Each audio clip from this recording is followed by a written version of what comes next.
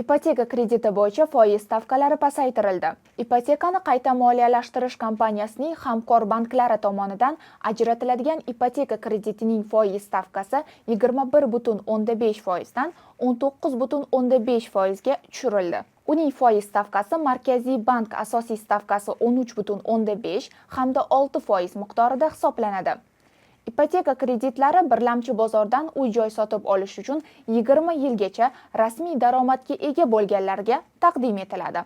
Kredit miqdori Toshkent shahri uchun 800 million, Qoraqalpog'iston Respublikasi va viloyatlar uchun 500 million so'mgachani tashkil etadi.